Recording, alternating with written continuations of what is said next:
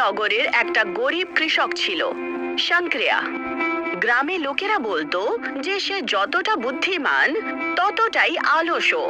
তার মা বাবা গত বছরই মারা গিয়েছিলেন। তখন থেকে বাড়ি আর ক্ষেতের পুরো দায়িত্ব তার উপরই ছিল। কিন্তু অলসতাই তার জীবনের সবচেয়ে বড় অসুস্থতা। সারা দিন খেতে কাজ করা তো দূরের কথা, সে বাড়ির ছোট খাটো কাজও সে করতে পারতো না। শঙ্করিয়া ক্ষেত থেকে ফেরার পথে বকবক করতে করতে বাড়ি ফেরে। হ্যাঁ ঈশ্বর, এই জমিতে চাষবাস সবকিছু, তার উপরে এই গরুগুলোকে খাবার টাবার দেওয়া, তারপর আবার বাসন কোসন ভাঙা ধোয়া সবকিছু সব একাই করতে হয় আমাকে। কেউ যদি আমার সঙ্গে থাকতো তাহলে সব কাজ কত সহজ হয়ে যেত, আর আমি নিশ্চিন্তে একটু ঘুমোতে পারতাম। বাপু সে মেঝেতে শুয়ে পড়ে আর ছাতের দিকে তাকিয়ে তাকিয়ে নিজের সাথেই কথা বলতে শুরু করে। কি ভালো হতো যদি আমার জীবনে কেউ থাকতো যে আমার জন্য কাজ করতো আর আমি শুধু মজা করতাম। কিন্তু আমার কপালটাই তো খারাপ।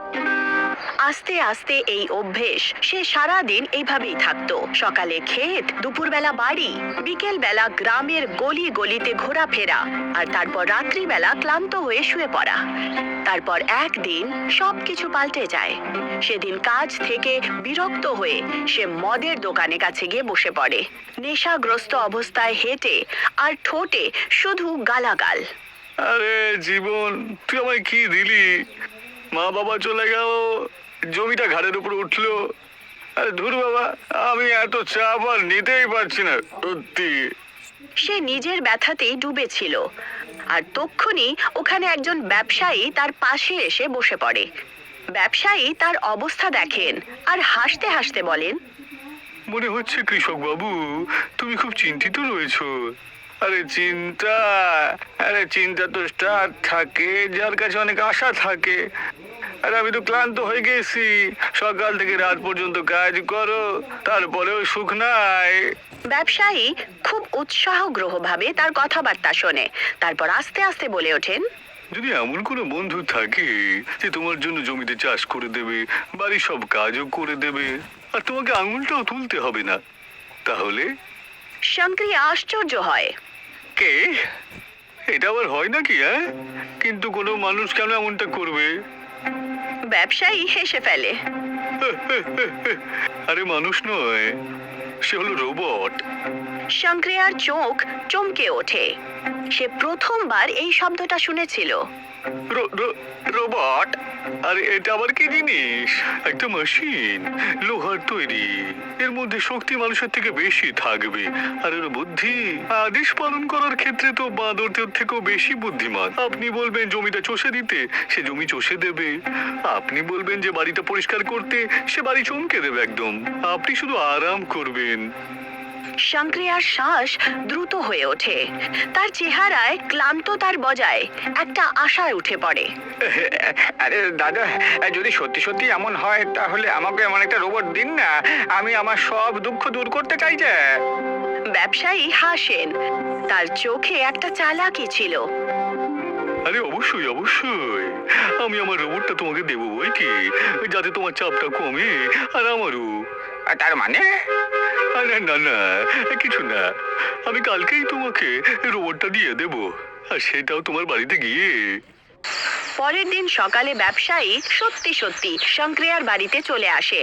তার সাথে একটা লোহার লম্বা চড়া রোবট ছিল।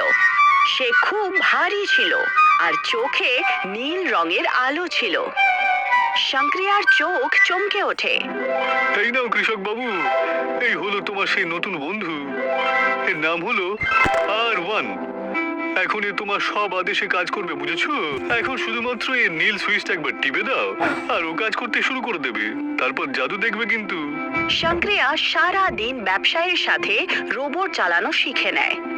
শঙ্করিয়ার আদেশ অনুযায়ী সে বাসন পরিষ্কার করে, ষাঁড়কে জল খাওয়ায়, শঙ্করিয়ার জন্য চাও বানায়, যার কারণে R1 এখন শঙ্করিয়ার জন্য বরদান হয়ে গেছিল।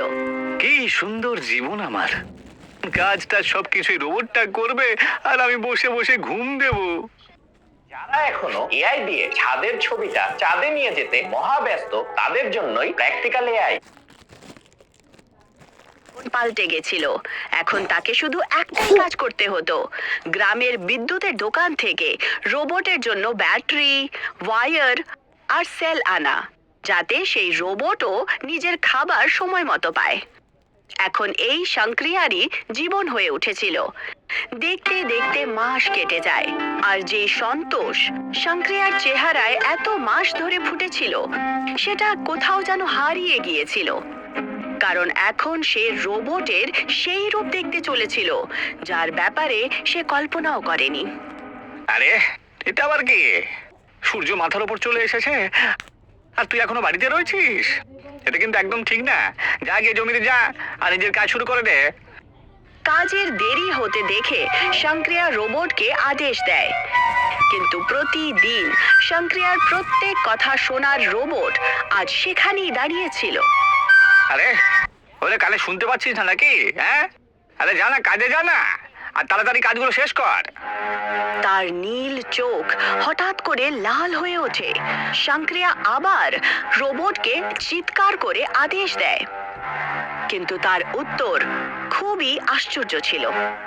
আমি না, তুমি তুমি গিয়ে জমিতে চাষবাসের কাজ সব শেষ করবে। রোবটের উল্টো উত্তর শুনে শঙ্করিয়া স্তব্ধ হয়ে ওঠে। সে বুঝতেই পারছিল না যে আসলে রোবটের কি হয়েছে। কি কি বললি তুই? আমি আমি জমিতে গিয়ে আমি কাজ শুরু করে দেব? তাহলে তুই কি করবি এখানে? এই আমি তোকে এখানে কেন এনেছি? শোন, আমি তোকে কিনে নিয়েছি, বুঝলি? তুই আমার চাকর, বুঝতে পেরেছিস? চাকর? আর আমি না, এখন আমি হলাম মালিক, আর তুই করবি সেটাই যেটা আমি তোকে বলবো। রোবটের এই কথাবার্তা শুনে শঙ্করিয়া প্রচন্ড ঘাবড়িয়ে যায় আর পেছনে সরে যায়। সে রোবটকে বোঝানোর চেষ্টা করে, কিন্তু সে শঙ্করিয়ার একটা কথাও শুনল না। উল্টো সে শঙ্করিয়াকে কথা না শোনার জন্য ধাক্কাও মেরে দেয়। বেচারা কৃষক ওখানেই মেঝেতে শুয়ে পড়ে। আরে এসব আমার সাথে হচ্ছেটা কি? যাকে আমি নিজের কাজ করার জন্য নিয়ে এসেছিলাম সেই এখন আমাকে পেটাচ্ছে। কি দুর্ভাগ্য আমার, সত্যি। পুরো জীবন পাল্টে গিয়েছিল। শঙ্করিয়ার জীবন এক মুহূর্তেই পুরো বদলে গেছে। এখন রোবট শঙ্করিয়ার বাড়িতে আরাম করত, আর বেচারা শঙ্করিয়া সারা দিন বাড়ির কাজ করত, আর যদি না করতে পারতো তাহলে রোবট তাকে মারতো। নিজের বাড়ির কাজ থেকে ছুটি পাওয়ার জন্য শঙ্করিয়া এখন নিজেই কাজ করার জন্য ফেঁসে গেছিল, আর তার কাছে পশ্চাতাপ করা ছাড়া আর কোনো রাস্তা ছিল না। দেখো প্রভু শঙ্কর, দেখো নিজের অলসতা স্বভাবের পরিণামটা দেখো। আরে কি দরকার ছিল ওই ব্যবসাদার কাছ থেকে এটাকে কেনার? হ্যাঁ, আরে অন্যায় করে ফেলেছি, অনেক বড় অন্যায় করে বসেছি, কিন্তু এর একটা হিসেব আমি অবশ্যই নেব। শুধু একবার ওই ব্যবসাদারটাকে আমি খুঁজে পাই, তারপর ওকে তো আমি শঙ্করিয়ার মনে রাগের আগুন জ্বলছিল। এখন সে রোজ রাত্রিবেলা সেই মদের দোকানে যেত, এই আশায় যে কখনো তো সবকিছু ঠিক হবে। আর সে সেই ব্যবসায়ীর সাথে কথা বলে জিজ্ঞাসা করতে চাইছিল যে সে তার সাথে এরকমটা কেন করলো। দিন, সপ্তাহ, মাস কেটে যায়, কিন্তু সেই ব্যবসায়ী ওখানে আসলোই না। এখন তো রোজকারের জীবন থেকে হয়তো তার শেষ আশাও হারিয়ে যাচ্ছিল। তক্ষুনি একদিন সেই ব্যবসায়ী ওই ঠেলাতে চলে আসে, আর শঙ্করিয়া সময় নষ্ট না করে তার কাছে প্রশ্ন জিজ্ঞাসা করা শুরু করে। তুই তুই এখানে? শেষমেশ তোর সাথে দেখা হয়েছে আমার। বল, তুই আমাকে কেন ঠকালি রে? ওই রাক্ষসটা আমার গলায় ঝুলিয়ে দিয়ে কেন গেছিস? শঙ্করিয়ার কথা শুনে ব্যবসায়ী বুঝতে পেরে গেছিল যে সে ওই রোবটের ব্যাপারেই কথা বলছে। তক্ষুনি সে গভীর শ্বাস নিয়ে বলে, বলছি সব বলছি। দেখো, তুমি একা নও যে ওই রোবটের চক্কর থেকে মুক্তি পেতে চাই, বুঝেছো? বরং আমিও তোর থেকে মুক্তি পেতে চাই গো। হ্যাঁ, সে কি তুইও? হ্যাঁ, আমিও। আসলে ব্যাপারটা হলো গিয়ে, আমি ওকে একটা বড় বৈজ্ঞানিকের কাছ থেকে কিনেছিলাম, যাতে আমার কাজও খুব তাড়াতাড়ি হয়ে যায় আর ভালো করে হয় আর কি। ও ওই মেকানিক যে কি কি স্বপ্ন আমাকে দেখিয়েছিল কে জানে, সত্যি বলছি তোমায়। আর আমি ওকে বিশ্বাসও করিনি তখন। যখন আমি ওকে নিজের বাড়িতে নিয়ে আসি তখন শুরুর দিকে তো সবকিছু ঠিকঠাকই ছিল, কিন্তু পরে আস্তে আস্তে সব পাল্টে যায় গো। ও আমার কাজ করার বদলে ওগুলোকে নষ্ট করতে শুরু করে দেয়, আমাকে হুমকি দিতে শুরু করে, আমাকে মারতেও শুরু করে। ভাই, আমার অবস্থা তো গলির কুকুরদের মতন হয়ে গিয়েছিল ওর জন্য। আমি শুধু এই রোবটটা থেকে মুক্তি পাওয়াতে চাইছিলাম, কিন্তু কিভাবে সেটা তো জানতাম না। তারপর তোমার সাথে দেখা হয়, আর আমি ঠিক সেইভাবেই রোবটটাকে তোমাকে বিক্রি করে দিই, যেইভাবে ওই বৈজ্ঞানিকটা আমাকে বিক্রি করেছিল। এইটা বলার সময় তো লজ্জা করছে না? আরে তুই জানিস সারা দিন রাত পরিশ্রম করে করে আর মার খেয়ে খেয়ে আমার কি অবস্থা হয়েছে? ওরে পাগল হয়ে গেছি আমি, আরে গোলাম হয়ে গেছি, আর তাও আবার ওই রোবটটার। দেখো, তোমার কষ্টটা বুঝতে পারছি, কিন্তু কান্নাকাটির দরকার নেই, বুঝেছো? এতদিন পর্যন্ত ওই বৈজ্ঞানিকটাকে আমি খুঁজে পাচ্ছিলাম না, বুঝেছো, যাতে একটা সমস্যার সমাধান পাওয়া যায়। কিন্তু তোমাকে বলার সময় একটা খুশি হচ্ছে যে আমি একটা উপায় খুঁজে বের করে নিয়েছি। সত্যি? ব্যবসায়ীর কথা শুনে শঙ্করিয়ার চোখে আশা জেগে ওঠে। আর এখন ওরা দুজনই সেই শয়তান রোবটের কাজ শেষ করতে যাচ্ছিল। দুজনই মাঝ রাতে চুরি চুরি শঙ্করিয়ার বাড়িতে পৌঁছায়। ভেতরে রোবট স্লিপিং মোডে দাঁড়িয়েছিল। তক্ষুনি এবার আসল খেলা শুরু হবে। চলো শঙ্কর, এই রিমোটের মধ্যেই রয়েছে।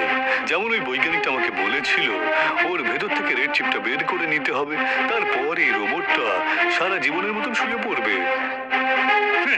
ঠিক আছে, চলো চলো। যেমনটা ব্যবসায়ী আর শঙ্করিয়া ভেবেছিল সেরকমই হচ্ছিল। দুজনই পা টিপে টিপে ভেতরে যায় আর নিজের কাজে লেগে যায়। প্রথমে ব্যবসায়ী রোবটের পেছনে যে সুইচ অফের বাটন ছিল সেটা টিপে তার হাঁটা বন্ধ করে দেয়, যাতে চিপ বার করার সময় সে জেগে না ওঠে। তারপর ওরা তার বুকে যে স্ক্রিনটা ছিল তার উপরে বৈজ্ঞানিকের দেওয়া পাসওয়ার্ড টিপে দেয়। তার কারণে স্ক্রিন খুলে যায় আর তার ভেতর থেকে একটা রেড চিপ বেরিয়ে আসে। ওরে বাবা, এ তো ভয়ঙ্কর দেখছি। সে তো বটি। তুমি কি জানো এই রেড চিপটার জন্য এই রোবটটা এরকম আচরণ করছিল? আসলে বৈজ্ঞানিকটা বলেছিল যে এর ভেতরে নাকি একটা গ্রিন চিপ রয়েছে, যার জন্যই তো এইসব কাজকর্মগুলো করতে থাকে ভালো করে। কিন্তু এর ভেতরে ভাইরাস ঢুকে পড়েছে, যার জন্য ওই গ্রিন চিপটা রেডে পাল্টে যায়, আর তারপর এই রোবটটা এই ধরনের আচরণ শুরু করে। ও, এবার বুঝলাম। তবে যাই হোক না কেন, এবার এর থেকে মুক্তি তো পেয়ে গেছি, আর কিছু চাই না বাবা। আমি কসম খাচ্ছি সব সময় আমি নিজের কাজ নিজেই করব। আমি আর এই শয়তানদের ঝামেলায় পড়তে চাই না গো। শঙ্করিয়ার কথা শুনে ব্যবসায়ী জোরে জোরে হাসতে শুরু করে। অবশেষে দুজনই খুশি হয়ে ওঠে। দুজনই নিজের ভুল বুঝতে পেরে যায়। চিপ বার করার পর ব্যবসায়ী ওই রোবটকে